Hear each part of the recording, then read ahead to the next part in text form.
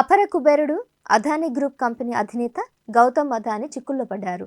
$2 billion solar contract కోసం అమెరికాలోని భారత రాయబారులకు లంచం ఇచ్చారనే ఆరోపణలపై అదానీ సహా మరో 7గురిపై అమెరికాలో కేసు నమోదైంది. సోలార్ ఎనర్జీ కాంట్రాక్టుల్ని దక్కించుకునేందుకే అదానీ గ్రూప్ సుమారు $265 మిలియన్ లంచం ఇచ్చినట్లు ఆరోపణలు వస్తున్నాయి. లంచాలు ఇవ్వజూపడమే కాక దాని ద్వారా అమెరికన్ ఇన్వెస్టర్లను వందల కోట్ల మేర మోసగుంచారని న్యూయార్క్లోని ఫెడరల్ కోర్టులో అదానీతో సహా 7గురిపై మోసం, లంచం ఆరోపణలపై కేసు నమోదైంది.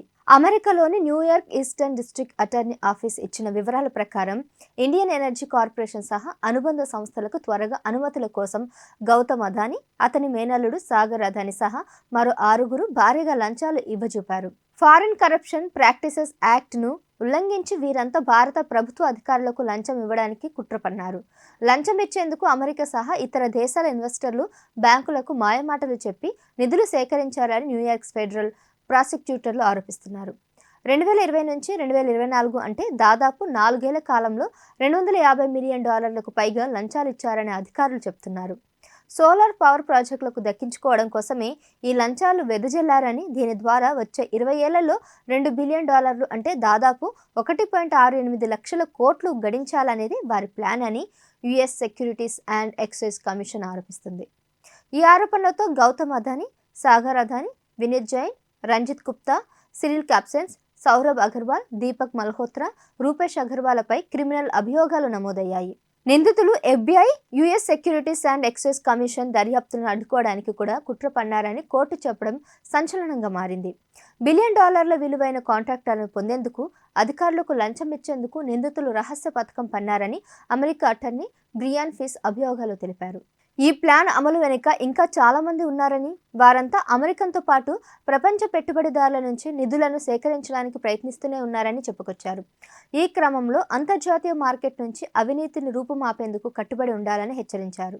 కొన్ని రోజుల క్రితం అమెరికా అధ్యక్ష ఎన్నికల్లో డొనాల్డ్ ట్రంప్ విజయం సాధించిన తరువాత గౌతమ్ అదానీ శుభాకాంక్షలు తెలిపారు. అదే సమయంలో గ్రీన్ ఎనర్జీ సెక్టార్లో పెట్టుబడులు పెట్టనున్నట్లు కూడా చెప్పారు. గ్రీన్ ఎనర్జీ కంపెనీలు అమెరికాలో పైప్లైన్లు నిర్మించేందుకు నిబంధనలను సులభతరం చేస్తామని ట్రంప్ ఎన్నికల సమయంలోనే హామీ ఇచ్చారు.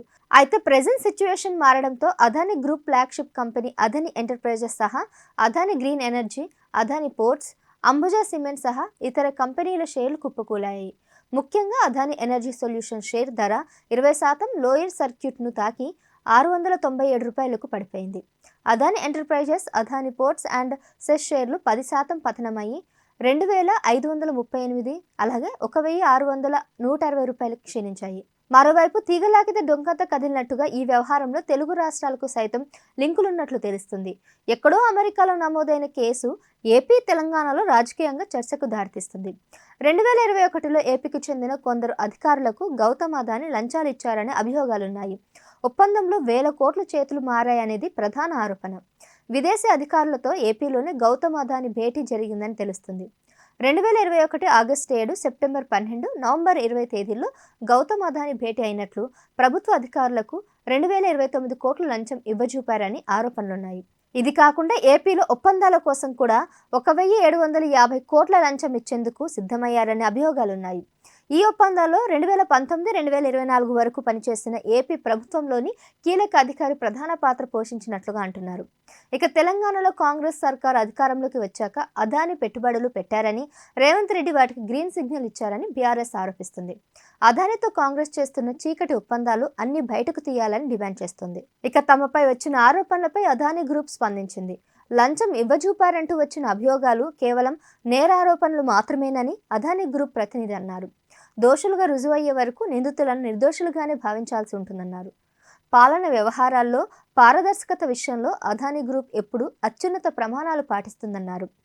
తాము చట్టాలను గౌరవిస్తామని, వాటికి లోబడి నడుచుకుంటామని, కాబట్టి తమ company share holders, partners, employees ఎవరూ ఆందోళన చెందాల్సిన అవసరం లేదని అదానీ గ్రూప్ ఓ ప్రకటనలో తెలిపింది.